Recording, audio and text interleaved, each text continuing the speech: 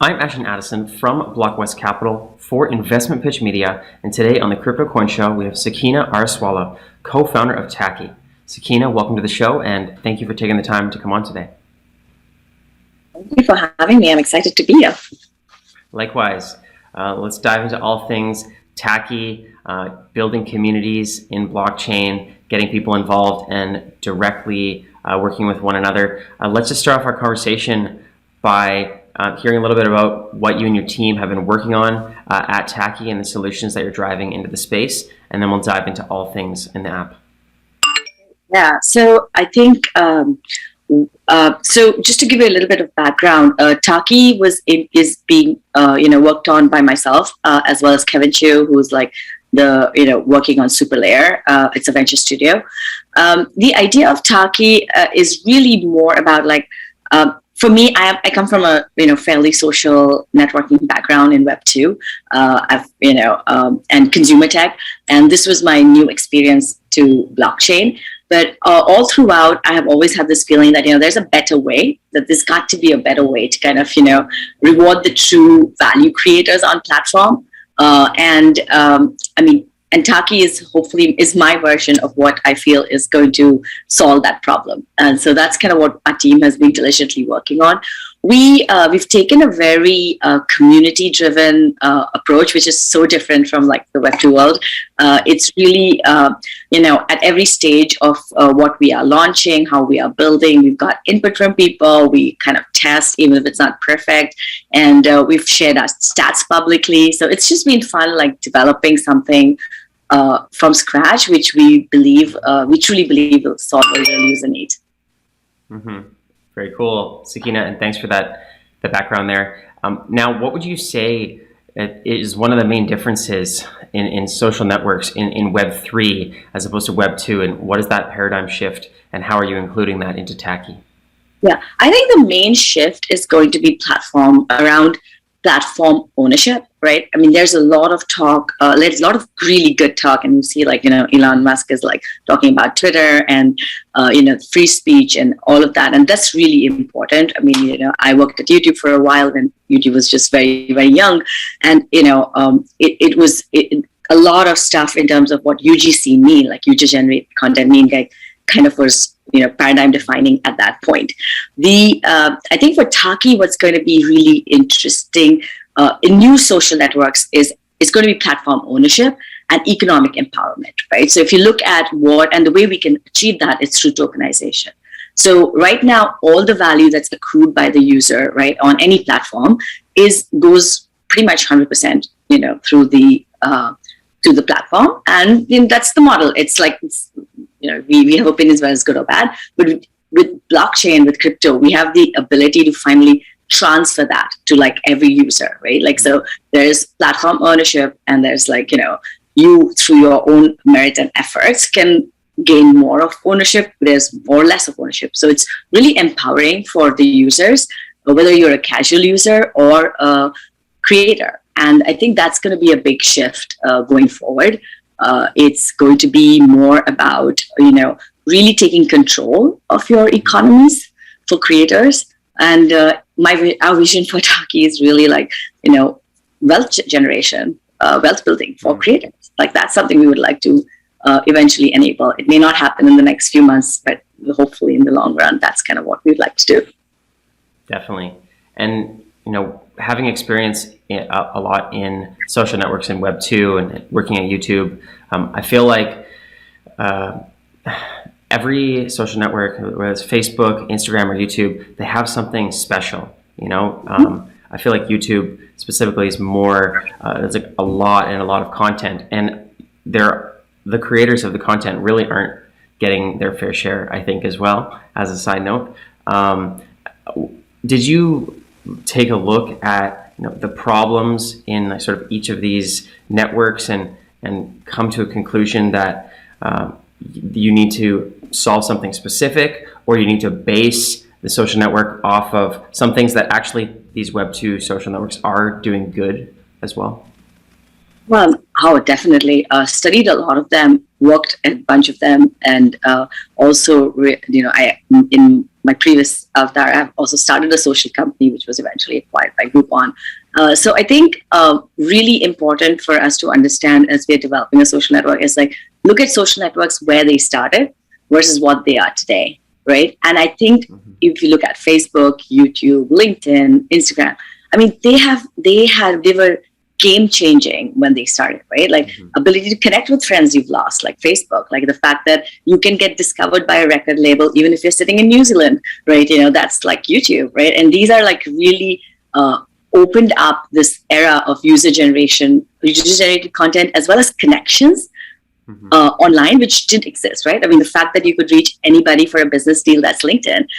Beautiful photos, that's Instagram. And I think they have what I, at least my personal philosophy is like, there's just a lot to learn from all of these like really, really big changes, right? Like even if they had not become massive products, they changed user behavior in a way that's here to stay. I think we are at the cusp of similar changes as far as social network and Web3 is concerned, right? Like I think we are going to be looking at something that's going to be completely new and different. One thing that is like, really hard, and this is something talking to creators and having worked with creators over like 15 years now, is basically that as these networks have grown, it's really, really harder and harder to differentiate yourself. And creators are constantly trying to work the algorithm. They are trying to get some slice of pie from the advertising pool, right? So this is really hard for a lot of creators. If you're a breakout success, and you obviously can get like the head, but if you're not and you're struggling, it just takes a lot of effort to kind of keep the boat, keep the engine running. And I think with Taki and with others, social networks, I mean, not necessarily just Taki, but we can change some of those economic principles. And I think you can build really, really compelling user experiences and what user value propositions based on these, tokens, right? Where the tokens, in Taki, we have this concept of like every user, anyone can create their own user token, right? Which is we have a network token, which is Taki, but you could go and create an Ashton token. And if people like your content, they can support you by buying your token on the platform. And we are in the process of like, where you can take that token anywhere you want. Like we're not about wall gardening everything inside the Taki ecosystem, And so I think those kind of new things, new models, some will work, some may not work. We're learning, and that's why we're in alpha. We hope to kind of really empower users, creators, to take control of their economy. That's kind of what we would like to do with Taki. And those are the learnings from like I have experience in social network, my co-founder has experience in like games. We have a very, very solid team and we are very committed. Like there's no other, like we just want this to work. We want to solve this problem. That's where we come.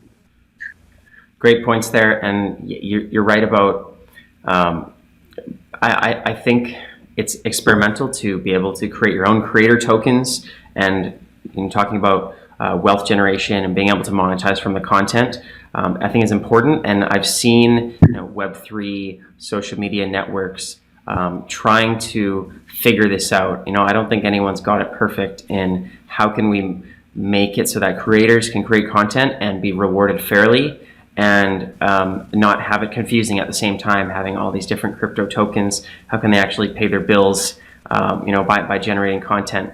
And you also mentioned there about advertising networks, and most people know that with these social media networks, Facebook, almost all of their revenue is from advertising. But I feel like to have successful advertising, the reason that they're making so much money is because everyone is on the network already, and they have a network effect where it's like, hey, we can advertise to this many millions of people because they're already on the platform. And that's the reason that people will pay advertising to advertise on there, right? So I feel like it's great to have that mechanism for advertising, but I feel like you also need to ensure that you have people on the platform, which is tough. There's been a lot of different platforms it's hard to get millions of people. I feel like there's a paradigm shift happening where people don't want to use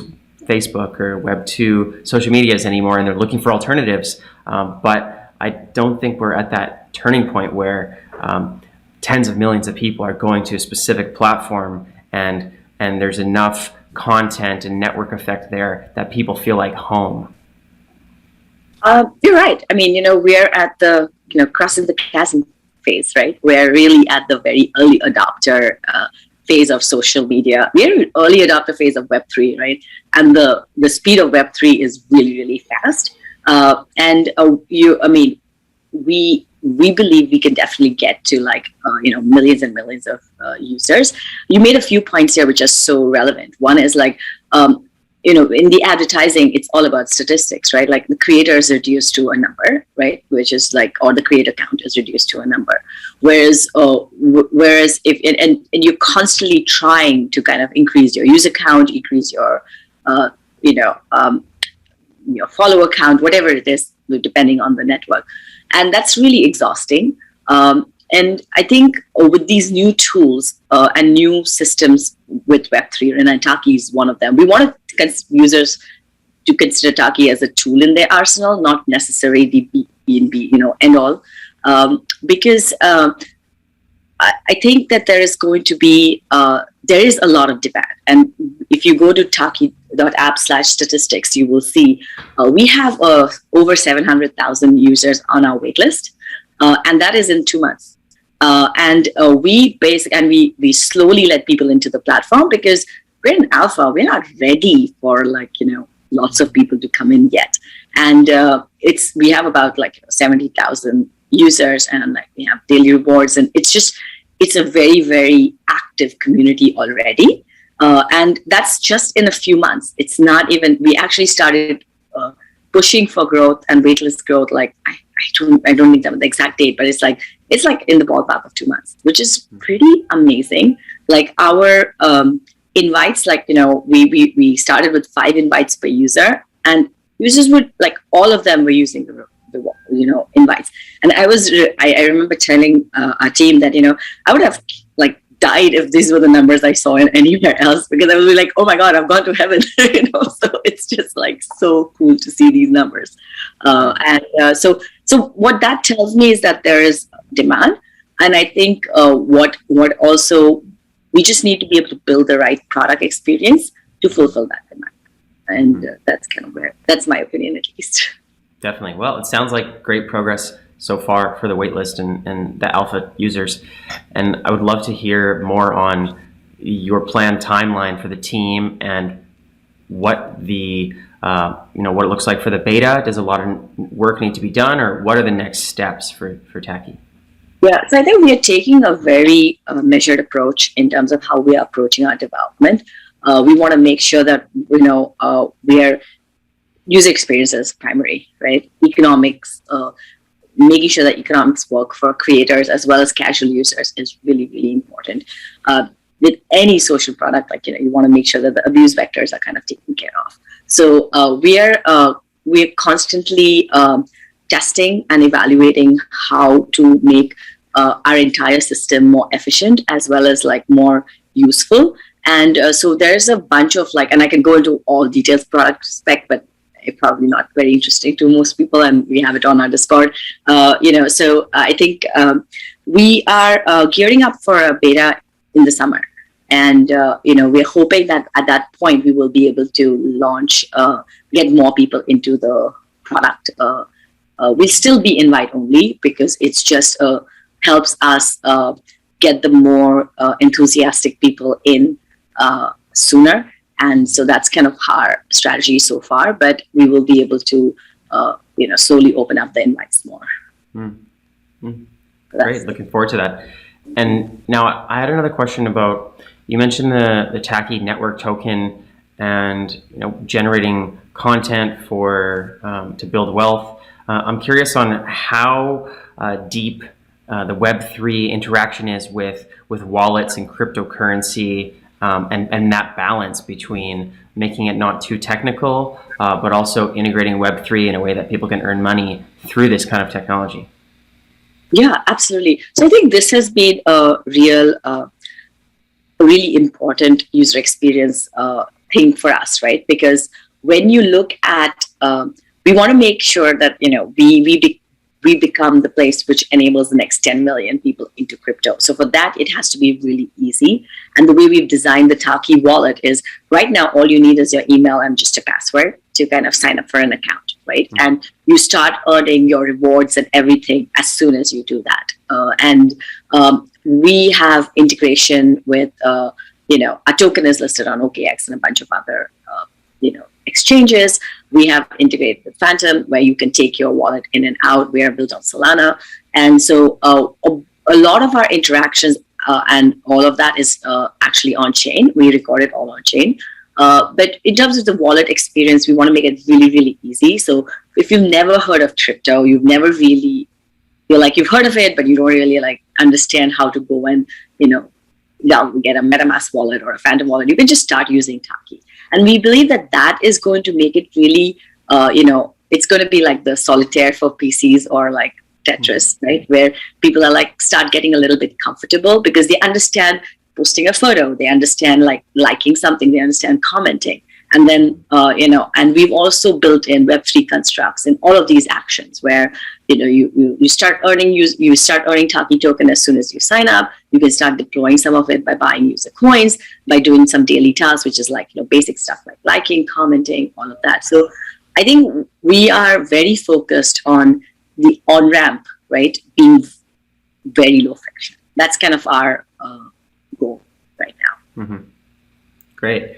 And you mentioned that the waitlist is growing, and that the beta will also be sort of waitlisted and access only. But I'm guessing that you're also releasing information in the Discord, as you mentioned, and the other socials. What is the best way for people to learn more about Taki and then get access to that waitlist to try and start using the platform? So I think our waitlist is linked off our homepage, taki.app. We're also very active on Twitter at Taki app and our Discord. So I think all these three are good channels where all of us, the team, is fairly engaged with users. We've gotten, we engage in terms of getting people on the waitlist as well as off the waitlist into the product, and any issues people are facing, we address them as quickly as possible. On these three are good channels for us. Okay, sounds great, Sakina. And I will leave those links in the description box below to make it easy for the viewers. I appreciate you taking the time to come on to speak about Taki. All the best with the move towards the beta and the next versions of the network. And let's follow up in the near future. Great. Thank you so much for having me, Ashton. Really enjoyed this conversation.